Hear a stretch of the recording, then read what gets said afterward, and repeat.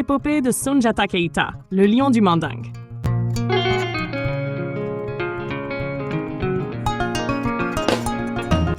Il y a plusieurs siècles, au cœur des terres luxuriantes de l'Afrique de l'Ouest, une prophétie annonça la naissance d'un enfant qui unifierait le Manding et fonderait un grand empire. Cet enfant était Soundiata Keita, fils du roi Nare Magan Konate et de Sogolon Jata, une femme à l'apparence modeste, mais dotée d'une grande sagesse et de pouvoirs spirituels. Soundiata naquit sous une étoile étrange. À sa naissance, son apparence frêle et sa paralysie des jambes firent douter tout le royaume de son destin exceptionnel. Comment un enfant incapable de marcher pourrait-il devenir un roi puissant? Son demi-frère Dankarantuman, encouragé par sa mère Sasuma Berete, méprisait Soundiata et complotait pour l'empêcher de régner.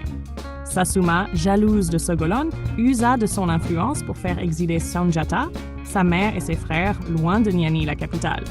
Mais la prophétie n'avait pas oublié l'enfant du destin. Le miracle de la force. Un jour, alors que Sogolon subissait les humiliations de Sasuma, Soundiata décida de prouver sa valeur. Il demanda à forger un arc solide pour lui et à apporter un bâton en fer. S'appuyant dessus avec détermination, il parvint à se lever pour la première fois. Il marcha, puis avança avec la vigueur d'un lion.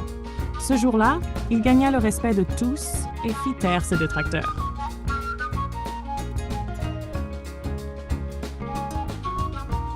Exilé avec sa famille, Soundiata voyagea à travers plusieurs royaumes, apprenant les coutumes, les arts de la guerre et la diplomatie. Ces années d'errance furent une école précieuse.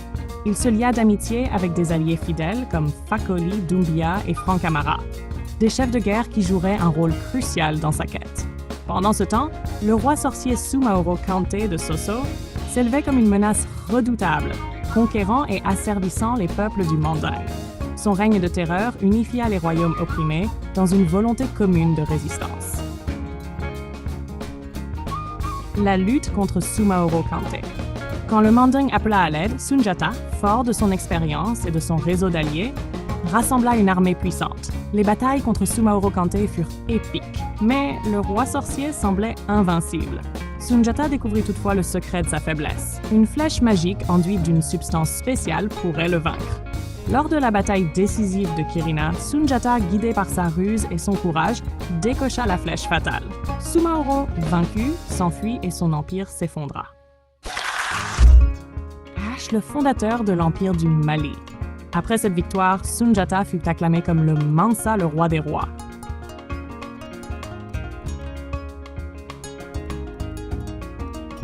Il établit la capitale de son empire à Niani et jeta les bases d'un gouvernement solide, reposant sur des lois et des conseils.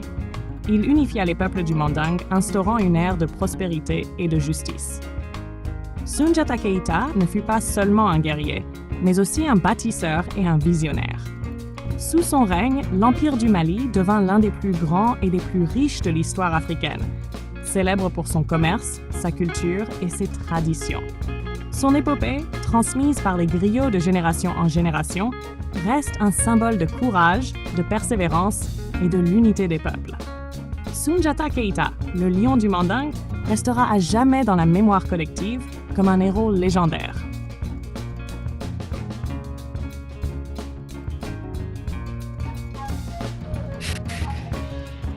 Le règne glorieux de Soundiata Keita. Après la victoire contre Soumaoro Kante, Soundiata Keita entreprit de transformer son triomphe militaire en un règne durable et prospère. Cependant, unifier des peuples divers, souvent marqués par des conflits internes, n'était pas une tâche facile. Mais Soundiata, guidé par son intelligence politique et son sens de la justice, allait accomplir cette mission avec brio. L'organisation de l'Empire du Mali. Soundiata établit les bases de son empire en structurant le pouvoir selon des principes solides. Lors d'une grande assemblée tenue à Kangaba, il convoqua les chefs des différentes régions pour adopter la charte Kurukan, Kurukan Fuga, un ensemble de lois et de principes qui devint la constitution de l'empire. Cette charte mettait en avant la protection des droits humains. Les esclaves ne pouvaient plus être maltraités. La justice. Des juges furent nommés pour résoudre les conflits selon des lois communes. la gestion des terres. Les ressources naturelles devaient être partagées équitablement. La paix et l'unité. Les rivalités tribales furent apaisées par des alliances et des mariages. Le territoire fut divisé en provinces, chacune gouvernée par des chefs locaux fidèles à Sunjata. Ces chefs rendaient compte aux Mansa, mais conservaient une certaine autonomie, ce qui garantissait la stabilité du royaume. Un empire prospère. Le Mali devint un carrefour du commerce. Situé sur les routes reliant le nord de l'Afrique à l'Afrique subsaharienne, l'empire prospérait grâce au commerce de l'or, du sel, des noix de cola et des textiles. Sunjata veillait à ce que les caravanes traversant son territoire soient protégées, attirant ainsi des marchands de partout. Niani, la capitale, devint un centre économique et culturel majeur. Des artisans, des griots et des érudits y affluaient, faisant du Mali un phare de savoir et de culture. Sunjata était plus qu'un guerrier. Il était un roi proche de son peuple. Il parcourait régulièrement son empire, écoutant les doléances des habitants et veillant à leur bien-être. Les griots racontent qu'il avait un sens aigu de la justice et une profonde humilité. Malgré sa puissance, Sunjata respectait les traditions. Il honorait les ancêtres, consultait les sages et écoutait les conseils griots, qui étaient les gardiens de la mémoire collective. Les défis du règne. Malgré ses succès, Sunjata dut faire face à des défis. Les anciennes tensions entre clans refaisaient parfois surface, et certains royaumes vassaux tentaient de reprendre leur indépendance. Mais grâce à son habileté militaire et diplomatique, il parvint toujours à maintenir l'ordre. Les contes évoquent également des ennemis mystiques, des sorciers et des forces surnaturelles qui tentaient de renverser le Mansa.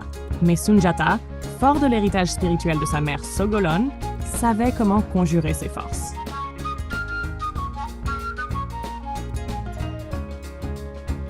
Vers la fin de son règne, Sunjata Keita transmit le pouvoir à ses descendants, veillant à ce que l'empire reste uni. Sous ses successeurs, notamment Mansa Musa, le Mali continua de prospérer et de briller sur la scène mondiale. Cependant, le nom de Sunjata reste gravé dans les cœurs, comme celui qui, par sa vision et son courage, avait posé les fondations de cette grandeur. Aujourd'hui encore, son épopée est chantée par les griots. Elle nous rappelle qu'un leader véritable n'est pas seulement un conquérant, mais aussi un bâtisseur et un gardien des valeurs humaines. Sunjata Keita, le lion du Manding, incarne l'espoir, la justice et la résilience.